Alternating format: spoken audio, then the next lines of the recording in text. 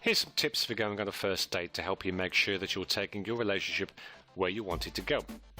Number 1. Take her somewhere that you go often. You'll give yourself a lot of credibility and value if you take her to a place where everyone knows you. Stop and chat with the staff there, learn their names and make sure they know yours. It only says good things about you. If you don't have a place like this yet, make one. Number 2. Take her to an interesting restaurant. It's a lot more fun to go eat sushi or some type of authentic ethnic food than just going to a more common restaurant. You don't want it to be so interesting that there's always something crazy going on and you can't talk to her, but just make sure it's a little different. Number 3. Relax. The more you relax and show that you're comfortable, the more your date will relax too. If you feel like you're getting nervous or tense, just take a deep breath, relax your shoulder muscles and smile. Just focus on having a good time. Number 4. Get rid of your expectations. So many guys that I meet have expectations around everything they do. They think buying dinner equals she's going to be my girlfriend or wife. If you just spend the time that you're together having a good time, acting like you would around someone you already know well, and show that you couldn't care less if anything happens between the two of you, you'll have a much better chance of progressing things than if you act like she's the first girl you've seen in 20 years, acting really nervous and so dumb that she runs away. Number 5. Don't talk about normal boring topics or guy topics if you want to be like every other boring guy out there. Talk about what job she has, where she's gone to or goes to college. Only talk about guy topics like sports, lifting weights or something like that if she is already very interested in them. Also, don't cling to a topic like it's the only thing you can talk about.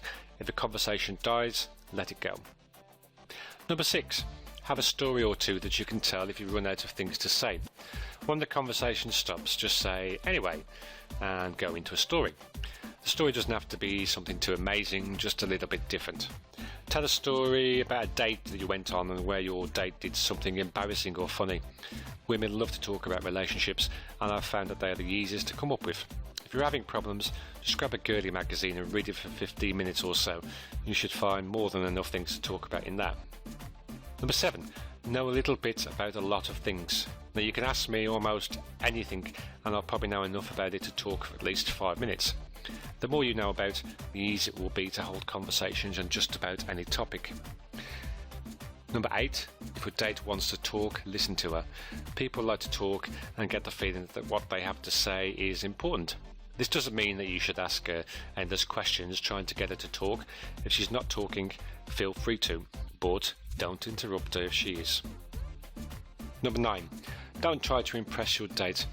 One of the worst things a guy can do is talk about how much money he has, what kind of a car he drives, or anything else that comes across as trying hard to impress. If you do have a cool house or car, let her find out when she sees it, and if she isn't impressed by it, don't be surprised. You're much better off by just being a relaxed, fun, cool guy than you are trying to impress her. And finally, number 10, have a plan. You should have your date planned in advance, and although you should have it planned, you should also be flexible. If something comes up that could be a lot of fun, don't be so rigid that you can't